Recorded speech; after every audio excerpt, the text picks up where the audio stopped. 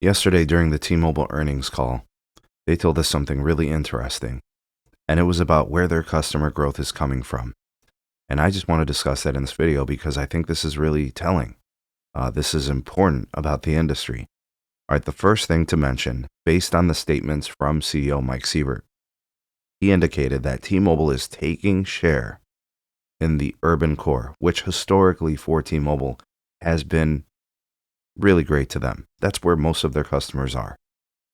But it's incredible to think that they're still taking share amongst the customer segment where they already have a lot of market share. So they're essentially widening their lead. The margin of share taking in that particular segment continues to increase. So if you take, for example, New York City, let's just make up a number. Let's say that T-Mobile has 45% market share in New York City. They're basically saying now it's 46 or it's 47. It's increasing.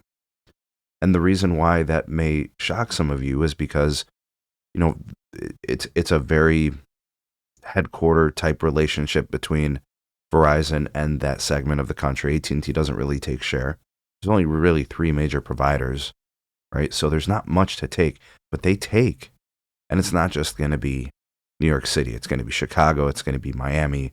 It's going to be LA, right? Those major markets, Philly, Boston, these are the big markets, DC, Houston, places where historically T-Mobile has done well, and they're doing better. All right, so the question is why are customers taking? Why are customers switching? Where are they coming from? Those kind of things.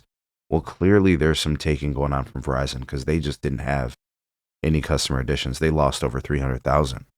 AT&T is still taking share, but AT&T historically doesn't do good in some of those metros. But T-Mobile is thriving, and that's not really changing. So the lead is widening. T-Mobile's still taking their share in suburban. There's still room and upside for that. And then rural, of course, as they build out their network bigger and better, they can take share there easily because customers do want to do business with a company that they've never done business before. They've been begging for competition. T-Mobile just hasn't had the network available in those places. So it seems like the upside for T-Mobile still remains. There's still share-taking opportunities for them, and they're widening their margins and lead in the top 100 markets, and the top markets where they are. So what I would follow up with is, what is Verizon going to do about this? Because historically, Verizon has done well in metros also. And then for AT&T, when do they get involved? At what point do they say, we're going to start taking share there?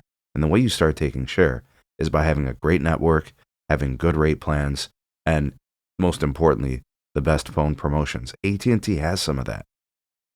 They're just going to have to execute this. T-Mobile is resonating with the consumer. That's still a thing. And I know they got a lot of free lines, and that's how they get their growth metrics. But industry-leading free cash flow and rapidly improving revenues clearly indicate that the customer is very willing and wants to spend money with the T-Mobile carrier, right? Not that they don't want to do business with the other ones, but they seem to want to be, quote unquote, with us. Something to think about. Let's see if this continues. Trends, we'll monitor Q2 and we'll get those results later. And the rest of the year, we'll see how things shape out.